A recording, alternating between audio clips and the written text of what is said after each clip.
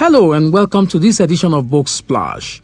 This is the program dedicated to encouraging the reading culture and for rubbing minds with authors. I am Michael Olatunbosun. Welcome to Book Splash on Splash FM 105.5, Ibadan. Today we discuss the book Radio Biafra. It is a collection of short stories written by Emmanuel Feintola. Radio Biafra was published in 2017 by Omojojolo Books, Ibadan. The author of the book, Radio Biafra, Emmanuel Feintola, has published numerous stories and essays. He has been published and read on Kalahari Review, Lunaris Review, The Tech Times, and many other journals.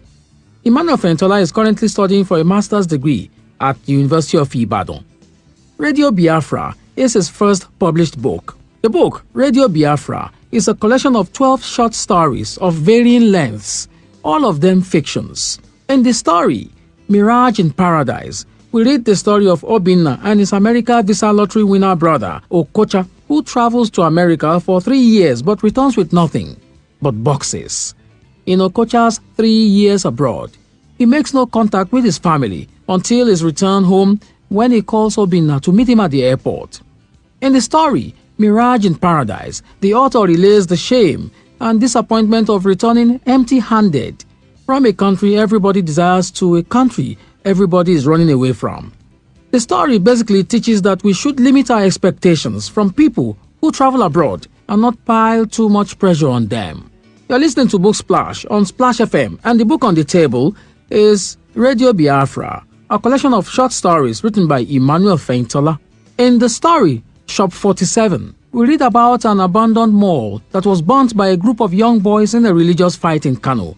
It is the story of a man who travels to Kano in search of his mother's sister, Chiwendu. Auntie Chiwendu had over 2 decades traveled to Kano with a very rich Hausa man. The family is uncertain about Chiwendu, as her customary act of sending home money to her sister every Christmas has stopped for some years now. Every year, the money would come to the southeast and have Shop 47, Gwarimpa Market, Kano inscribed on the envelope. In the book, Radio Biafra, we also find a story titled The Madman. In The Madman, Nnamdi brings sadness to his mother by revealing that he is gay. His mother informs his uncle, who organizes a band of hefty men in the community to mete out to Nnamdi their traditional treatment for people seen as madmen, especially if they dare to be different. The title story of the work, Radio Biafra, talks about the devastating effect of the Nigerian Civil War from the point of view of the soldiers who were already recruited or forced into the army to help prosecute a war they are ill-prepared for. In the election, the author discusses the intrigues of students' union elections in a typical Nigerian university. In the story, a manifesto night for the presidential candidates for the students' union becomes heated as a result of the personal jabs exchanged between the two candidates.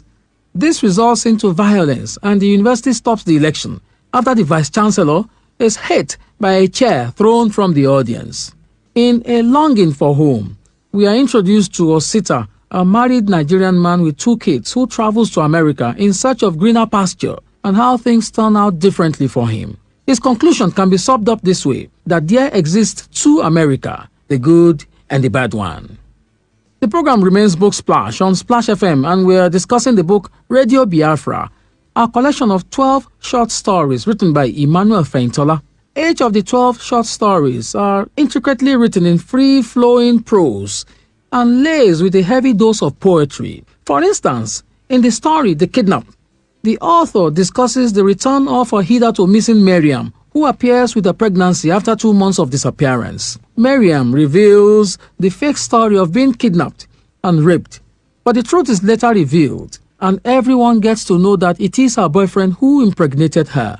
Here is the author's narration of Miriam's return. I was inside the house cooking eba and vegetable soup for lunch when suddenly I heard a loud uproar from the street, like the multiple murmur of crowds. At first, I was unmoved. I thought it was one of those familiar things that have started happening in my area. It was the period of the local council elections, and we had grown used to each aspirant attempting to outdo the others. It was like a game of chess. One would come today, his agbada rigid, as if made of steel, and people on my street would wave and chant his name as he, in his elation, spurts out well-rehearsed campaign manifestos. "We will free you from oppression. We will deliver your own share of the national cake," he would say. Then the other candidate, having heard what his bitter rival had done the previous day, and how he seemed to have won the heart of the people, would also come the next day. But he would not come empty-handed. He would come with bags of rice and kegs of cooking oil. It was that kind of thing that makes people lose their senses during elections. You could see a half-clad woman with a sleeping child strapped to her back, running out of her house with a bowl to take her share of rice. You could also see a man shouting at the top of his voice, calling his wife stupid for walking like a snail when the dividends of democracy was being shared. The area boys are also not left out. In fact, they are the ones who do the sharing. If you are the type that gives them money for cigarette or ogogoro whenever they hailed at you, you get more rice and oil. But if you are the type who growls at them or who admonishes them to find something better to do with their rotten lives, they give you the amount of rice and oil they think you deserved. And if you question them and say, "But why is mine so small?" they will snarl at you and remind you of how stingy you used to be. "Do me, I do you. God no go vex," they would croon with conspicuous malice. These were the things I thought were happening when I heard the noise outside. So as not to be left out, as often as was the case, I quickly added salt and panla to the vegetable, and then tiptoed out of the house to see what was happening for myself, which was sure to be interesting, whatever it was. It was then that I discovered that it was Miriam, my sister, who had thrown the street into a tumult, and it was no small tumult. Miriam was walking towards our house, slowly, as if oblivious of what was happening around her. Her hair was wet and spongy, almost twisted in a way that suggests that of a person inched close to madness. It was not her look that surprised me. It was the way at which people looked at her, the way at which they gathered around her. Some of them moved even to the point of shedding tears, and others merely shaking their heads and doing nothing. I was astonished at how in little time the whole street has heard that Miriam, the girl that was kidnapped, had returned. It was even more interesting that she had not been found. Rather, she walked home with her own legs. Soon, my dad and mom, having heard the noise, were outside too. My mom was shell-shocked, and my dad looked confused in an outlandish demeanor that I have never seen on his face before. My mom was the first to react. She ran towards Miriam, her loosely tied buba almost falling off her body in the process. "Is this not Miriam?" she asked. "It is her," she answered herself. Dad was understandably disinterested. He merely heaved, like a man under the sweet intoxication of palm wine. Mother dragged Miriam by the hand into the openness of her compound. The increasingly curious crowd was not willing to be left out of the story. It was not willing to disperse just because an overprotective mother had pulled her daughter into the privy of the house. Our sitting room was filled to capacity. The men sat on the cushioned chairs, the women laid it all on the floor, and the kids sat on everything else, including our new Philips stereo set. There were huge roars of congratulations. One man would say, "This is a miracle," and another would say, "I have never seen this kind of thing in my life." There were also prayers of all kinds. There was the fiery devil-killing prayer, banning all powers and principalities. There was also the Thanksgiving one, in which the woman praying seemed to spend more time talking about how happy she was, rather than actually thanking God. Then my father, in his usual way, thanked everyone for their love and care, and my mother added that my sister had been through a lot and that she would appreciate if they could all allow her to rest and get sorted out. One after the other, they started moving out, slowly and sadly. The effect of prying brought to an abrupt end, their choking thirst left unquenched. The author is indeed a master of the art of description, as he successfully packed powerful and sharp imagery into the collection. The author's descriptive talent is brought to the fore by his dainty deployment of powerful words that carry pictures on their wings. In The Blind Date, we read about how disgusting a school bathroom can be and why our character in that story never has a good bath since moving to the school hostel. Listen, I have never had a thorough bath in my school bathroom. Ever since my admission into the university 3 years ago, the luxury of a clean bath had become unavailable. At the dusk of my first day in school, I had strolled casually into the toilet, equipped with only a bar of soap and an empty bucket, and I had expected to unleash the pleasure of a cold shower on my foggy head. I flung open the door of the toilet, and I was choked instantly into fits of vomiting. The stench and sight of piles of excreta upon excreta, brown waterlogged closets, and flies humming and buzzing in delight was one that my gut could not bear. Since that fateful day, I have become used to dashing into the bathroom and scampering out within minutes, my towel wrapped below my waist and patches of white foamy lather, the telltale sign of a rushed bath scattered all over my body. "Don't tell me you are done bathing," my roommate quizzed. He was quite unable to fathom the reason behind my hasty bath. "Do you expect me to wait and inhale the stench of the toilet?" I retorted. "After all, we both know that if I spend a little more time in that bathroom, I would end up having its odor all over me," I said with a prolonged smile on my face. "You're such an idiot," he yelled. "There is enough soap on your body to bath you all over again." "Shut up," I snarled. I gave him a strange look, the kind of look a mother gives a child who has messed up its clothes, a look that encapsulated a mixture of both acceptance and disgust. The story, Even the Gods, is about a king and a queen who are unable to have a child. Everyone in the village believes that it is the fault of the queen, and this propels her to visit Eze-Begbuna, the chief priest, for a solution. However, the queen has other ideas, which the chief priest and the king want to counter with their own.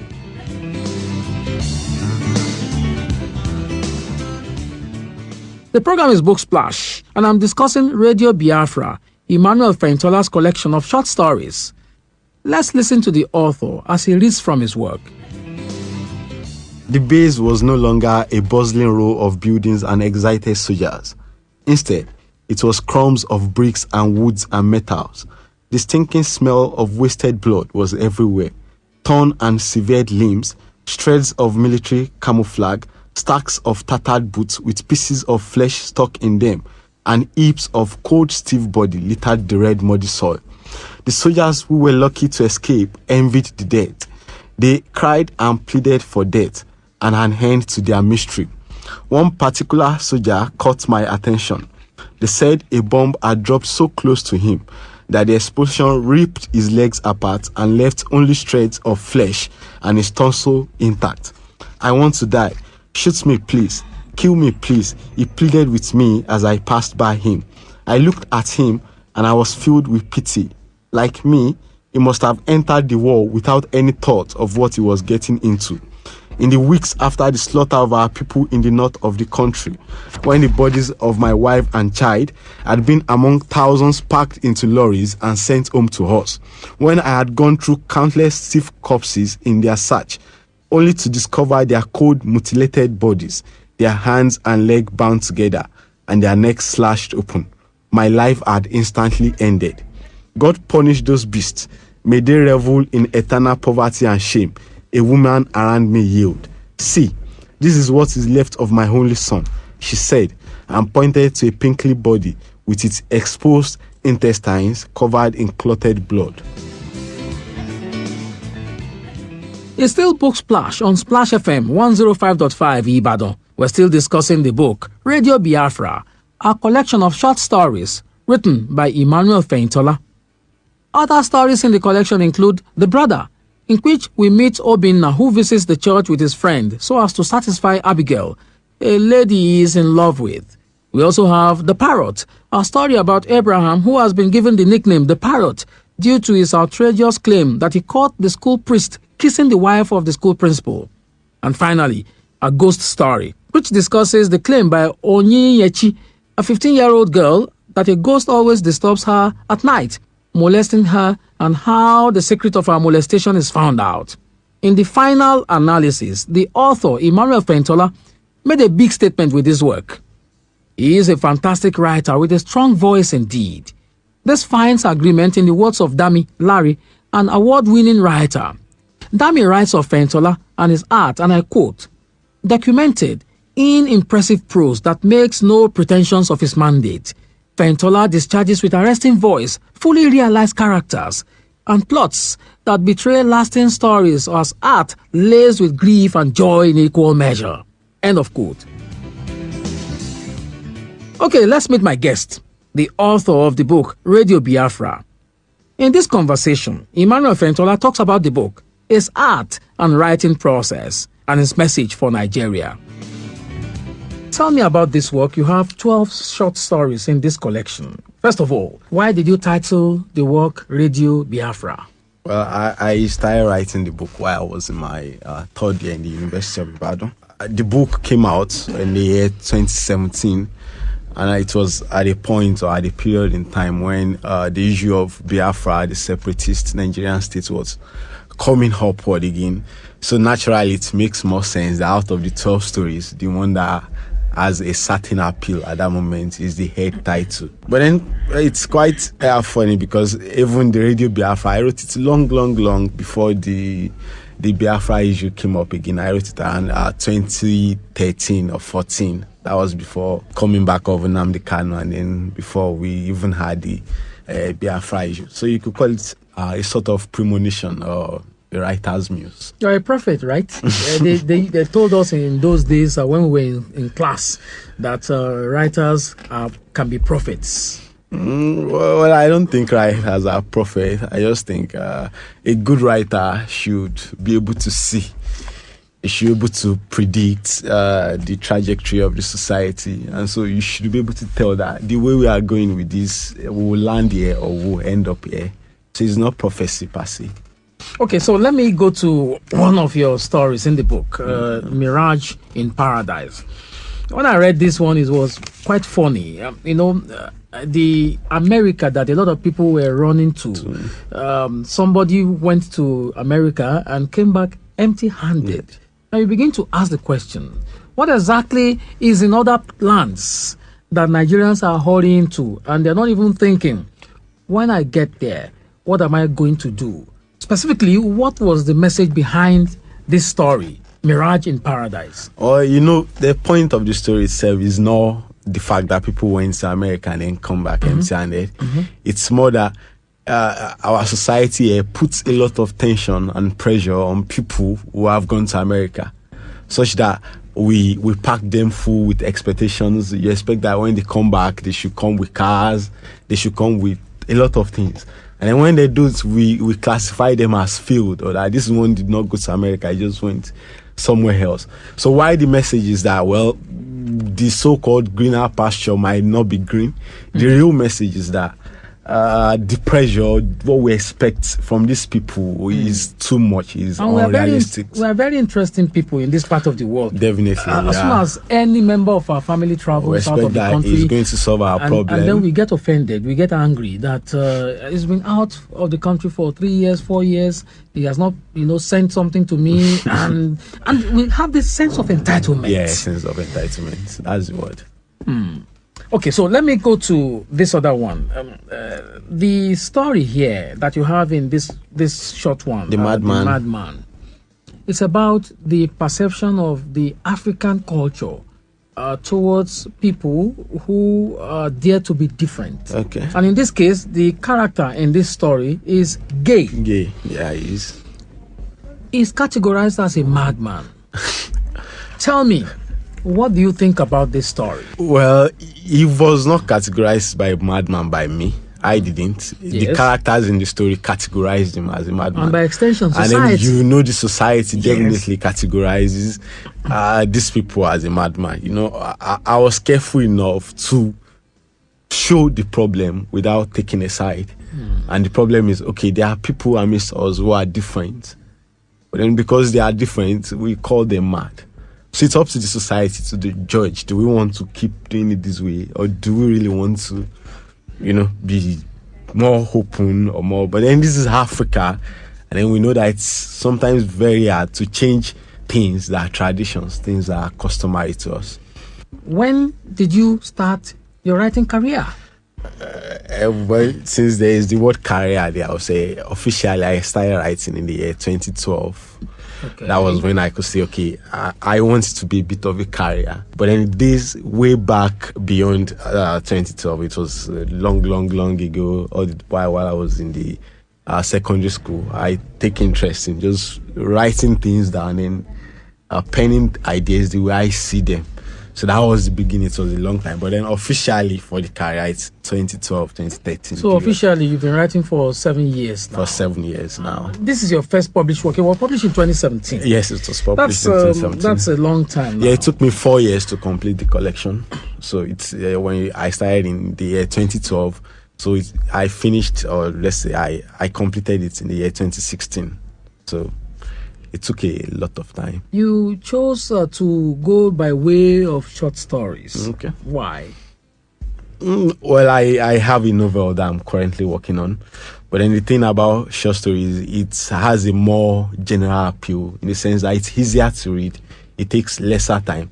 And then even for the author, it's not so complex to write because, you write one, go to the next story. But then when you are talking of a novel, you are talking of a process that could take a whole lot of time. You can write a novel for 5 years and you've not So landed. this is just something like a take this first and then wait for my novel. Yeah, that's what it is. I want to know who your influences are in the writing world. Well, I think in the writing world. For every African and then Nigerian, I think the first influence should be Chinua Achebe, because he's the father of what we are doing now. And then I learned a lot from him. I read a lot of his works, and it influences me. It influences the way I write. I try to be plain, bring in proverbs and all that. But then for the contemporary, I like Chimamanda Adichie. I know you were going to mention I Chimamanda. like Chimamanda Adichie. I expected you to put Wole Soyinka in the mix as well. Well, I had off Wole Soyinka, but then I don't think I belong to his school of thought. So Why? It's a choice. It's a choice. I like Achebe. I like Achebe more. I like him more. I see in your writing the poetical as well as the prosaic. At some point, I began to ask the question while I was reading your work: is this guy a poet putting his words in prose, or what exactly? How do you describe yourself? I mean, your writing. Well, I believe a prose must be poetic because it's the beauty of language. Every man who wants to be a good writer must be a poet. And then you put it, like you said, in prose. And that's the point where you can see the real beauty of the work, where writing can be fascinating. I'm not trying to judge myself now, but I think before this book, I read a lot of works from people. And sometimes I notice things like, okay, if you keep writing for me this way, I will not read for long. So what I try to do is to improve on these things. So what do people want to read in book? What do we like? What do I like personally to see in book? What kind of stories do I like to tell? And you discover that I like to make story personal. I like it to be the me telling you what happened to me thing, the first person point of view. So I think that explains why predominantly in the work you use the first person perspective. Yeah. I like. I was wondering how easy it is to use that style to write prose. Well, I think it makes the story more realistic. The fact that I'm telling you that I'm there, even though I'm not there, it's all fictional. And then when I tell you I'm there and I want to tell you a story, naturally you like to listen to it more than the types of story where I said, okay, I wasn't there, but then I think I know what happened, and then I tell you the story. So I think for me, it's a personal choice. You say it is generally fictional. It's fictional generally. My instincts are asking me to ask the question. I know that we've been told, several times that every fiction still has, a dose of the self. Definitely. So essentially, fictions are most of the time autobiographical. Definitely. How much of you is in this work? In all the 12 short stories in this book? Well, I would say a lot of me. There are plenty of characters in this book who think just the way I would think, or the way someone close to me would think. And then, some of the stories were actually inspired by true life stories, stuff that I witnessed, and then retell the story in a quite different manner, such that you don't see me there. What's your writing process like? For a lot of people, they say I write in the night. For some, they write go by the riverside. Some of them, they just lock themselves up. What's it like for you? Well, for me, it's a bit of. I think I don't have a style precisely. But if you ask me, sometimes a short story of 3,000, 4,000 words could take me a year to write. And that's because at a point, there's this block and the story stops moving and then we are just there.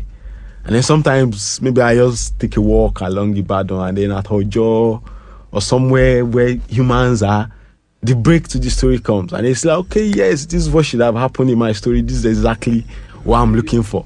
So my story comes anywhere, anytime, and that's how I just do it. Whenever it comes, I put it down. I like the way you just said it. Anywhere, anytime. But Anywhere, but then the anywhere, anytime, you have to be deliberate, right? Yeah, definitely, you have to be deliberate. I understand. We just experienced the governorship and presidential election in a couple of days back, and you observed that it looks like we never learned from history, right? Yes, we don't. Well, I don't know. It gives me sadness anytime, especially when issues of we of black color comes up. And one of the things that I've actually learned about us over why is that we actually do not learn from history. And there are a lot of reasons why we do not learn from history. History is not even a course in our school anymore. So that means we have kids growing up to not understand that this has happened before because someone did like this. That has happened before because someone did like that. So we let things repeat themselves more often. You expect that by the year 2019, we've been in democratic process for almost 20 years, that we can conduct elections without people dying. But then you see that reverse is the case. It's not showing any sign that it's going to end. Instead, it becomes an institution. That is, for every election, we expect people to die. We pray about it in church. God, we know people will die, but don't let it be me. So, it shows that we are not eager to learn. And I don't blame the political class. It's never been their problem. It's the problem of followers. Because we are always willing to be used as pawns in this game. Okay, so what is the specific message that you have logged in this book for Nigeria? Well, I think there are a lot of messages there. Okay. But I think if you ask me what the specific is, I would say we need to sit down and ask ourselves, is this the path we want to keep going? Do we actually want to continue like this? Or do we want to actually progress and be where we should be? We're a giant, but then we're sleeping giants. And we need to ask ourselves, do we really want to keep sleeping or do we want to be awake? I mean, it's obvious. Tell me about your next venture in the writing firmament. Just tell me. This book was published in 2017. Yeah, in 2017. It was launched in 2018. This is 2019. This 2019. What's on the table? Well, I keep working all the time. I try to promote this book and then also try to work on my other book, But my dream is to maintain a higher standard. I don't want to drop one book and then because of that rush into a novel. Now, I'm writing it already, but then I want it to be something much more better than this one.